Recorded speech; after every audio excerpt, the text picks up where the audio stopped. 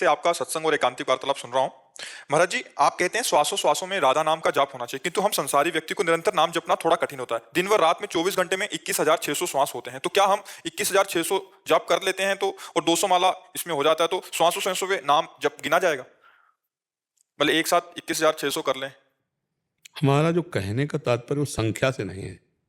बढ़िया है, आप गणित लगा के संख्या से कर रहे हो। मान लो आप जिस समय प्राण निकलने का समय है और संख्या आपकी पूरी हो गई पहले, और उस समय आपका चिंतन किसी विषय का चल रहा है, स्त्री पुरुष, मकान, धन, कोई वस्तु, व्यक्ति, स्थान का, तो आपकी सदगति में बाधा हो जाएगी ना। अंतःमति शोगति। और हर श्वास में हम राधा जप रहे हैं। आप कह रहे हो कि गृहस्थी में नहीं जपा जा सकता। हमें लगता है गलत बात है। तुमसे ज्यादा हमारी सेवा है। गृहस्थी चैन से 9 से लेकर के 4-5 बजे तक तो सोता होगा। यहाँ 8-9 बजे सहन करते, 12:30 बजे जग जाते हैं, और दिन में नींद है नहीं, रात दिन अपना कार्य चालू किए हुए हैं। कितना गृहस्थी में 4 लोग होते होंगे ना, यहाँ 40-50 हजार तो सुबह खड़े होते हैं रोड में केवल, और सबसे आंख मिलाना है। इतने दृश्य देखने के बाद एक भी फोटो किसी की नहीं होनी चाहिए।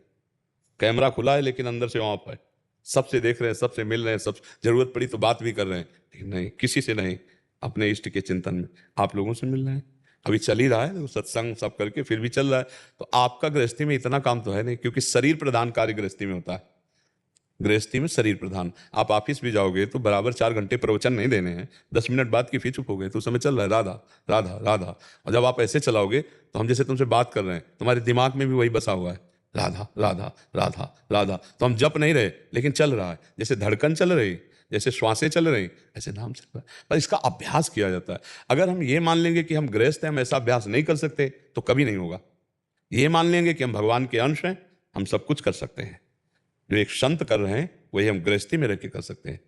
क्या नहीं होता संत में? क्या संतों का भोजन नहीं बनता? संत कपड़ा नहीं पहनते? क्या संत मकान में नहीं रहते? अंतर यह है कि वो किसी से संबंध नहीं रखते, और गृहस्थी में संबंध रखा जाता है, भाव में अंतर। तो क्या अंतर से तुम वैसे गृहस्थी में नहीं रह सकते?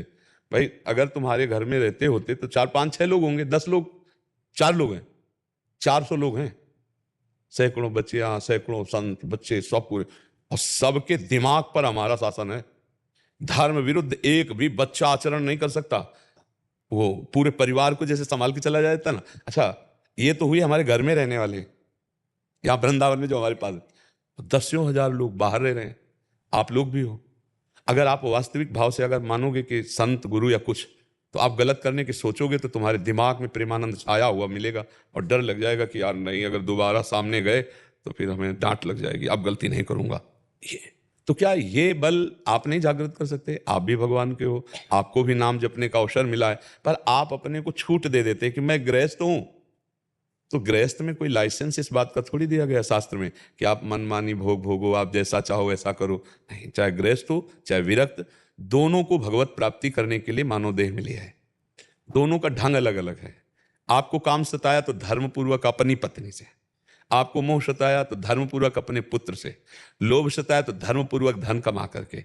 इस तरह से विकारों को हम कब्जे में लेते हैं धर्म की सीमा में, और आगे चलकर निर्विकार हो जाते हैं। और वैरागी को वो पहले से ही प्रथम से ही त्याग शब्द से, क्योंकि त्यागी वैरागी है ना, वो त्याग से सर्वस्व त्याग करता हुआ उस ऊंचाई पे पहुंच जाता है। उसी ऊंचाई पर आपको पहुंचना है, पर आंतरिक राग का त्याग करना। अगर आप अपने को गृहस्थ मान लेंगे तो गड़बड़ हो जाएगा।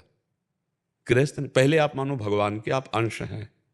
आप गृहस्थ धर्म का पालन कर, आप गृहस्थ नहीं, आप गृहस्थ धर्म का पालन कर रहे हैं। आप भगवान के अंश हैं, आप गृहस्थ धर्म का पालन कर रहे हैं, तो आप जीत जाओगे। और आपने अपने को गृहस्थ मान लिया तो छूट दे दोगे कि ये तो सब काम बाबा जियों का है कि आप निरंतर भजन करो, हम तो गृहस्थ हैं। एक जो आप एक गणना करके जप कर रहे हो, ये बड़ी श्रेष्ठ बात है। पर चूक की बात यह है कि गणना पूरी होने के बाद जब हमारा जो श्वास खाली जा रही और उस समय हमारी मृत्यु हो गई, तो हमें अगला जन्म लेना पड़ेगा। जैसे हिरण का चिंतन हुआ तो अगला जन्म हिरण का हुआ। तो अंतःमति शोगति। मुझे चाहिए कि हर श्वास में अभ्यास करो, हो जाएगा। करत करत अभ्यास के जड़मत होत सुजान, रस्सी आवत जाते ही सिल पर होत निशान। तो राधा नाम का निशान पड़ जाएगा बुद्धि में, राधा राधा, अंदर से एक दिव्यता आ जाएगी। फिर भजन करना नहीं पड़ता, रोम रोम भजन करता है, मतलब एक दिमाग हो जाता है, राधा में दिमाग हो जाता है।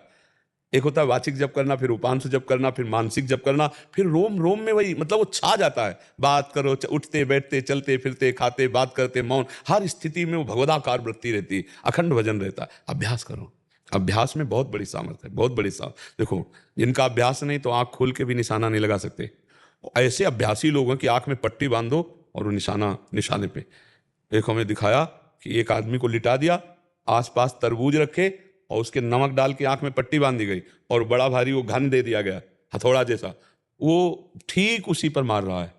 मतलब आंख की पलकें बंद है, पट्टी बंद है, जरा सा चूक जाए तो लेटे हुए बंदे के मतलब प्राण निकल जाए, पर उसका ठीक घन जो हथौड़ा है वो उसी पे पड़ रहा है। ये क्या अभ्यास, मतलब आश्चर्य में बात, अभ्यास है ना। तो आश्चर्य में बात कि संसारिक कार्य करते हुए, बात व्यवहार करते हुए वो भगवान में अपने चित्त को रखे, संभव है। अभ्यास से सब संभव है। अभ्यास हो जाए तो आंख में पट्टी बांध के गोली मार दे। और अभ्यास नहीं है अपने लोगों का तो जैसे अपने को बंदूक दी जाए तो लाठी वाला काम भले कर ले, लेकिन बंदूक नहीं चला पाएंगे, क्योंकि कभी पकड़े नहीं, कभी चलाया नहीं, कभी अभ्यास नहीं किया। ऐसे ही अपने लोगों ने मन का अभ्यास किया, भजन का, तो उसमें प्रवीणता हो गई। अब मन का अभ्यास किया विषयों का, तो भगवान में लगाना बड़ा कठिन है ना। तो अभ्यास योग युक्तेन चेतसा नान्यगामिना, हम ऐसा अभ्यास करें कि हमारा चित्त कहीं जाए ना, बार बार प्रभु में लगा रहे। तो राधा राधा राधा खूब ऐसा अभ्यास कीजिए हर श्वास में। और एक श्वास में कई नाम जपे जा सकते हैं, तभी तो आप 21 वो श्वासों का गणना करके जप लेते हैं। तो हम धीरे धीरे और धनी बने। हम चलते फिरते उठते बैठते ये भय रखें कि कभी भी प्राण निकल सकते हैं। प्राण निकलने की कोई तिथि तारीख हमारे पास है नहीं, और जिस समय प्राण निकले और जो चिंतन किया वही हमें बनना पड़ेगा। तो हम राधा राधा बोलते रहे, तभी काम मन। अंतिम श्वास में नारायण निकला अपने पुत्र के बहाने तो परम पद का अधिकारी हो गया। तो हम इतना बड़ा घाटा ना सहें, अब मनुष्यों ने हमारी व्यर्थ ना जाए। हम हर समय नाम जपने का अभ्यास करें। पूर्णता तो भगवान की कृपा से होती है, पर हम प्रयास हम करें। प्रयास में पूरा हमारा बल लगा के तो कृपा भी भगवान की पूरी होगी और वो हमारा उद्धार कर देगी, पक्का। हम कायरता न करें तो भगवान की कृपा की कमी नहीं। जासु कृपा नहीं कृपा आघाती, जिसकी कृपा करते करते कभी आघाती नहीं, ऐसी भगवान की कृपा है। श्वेता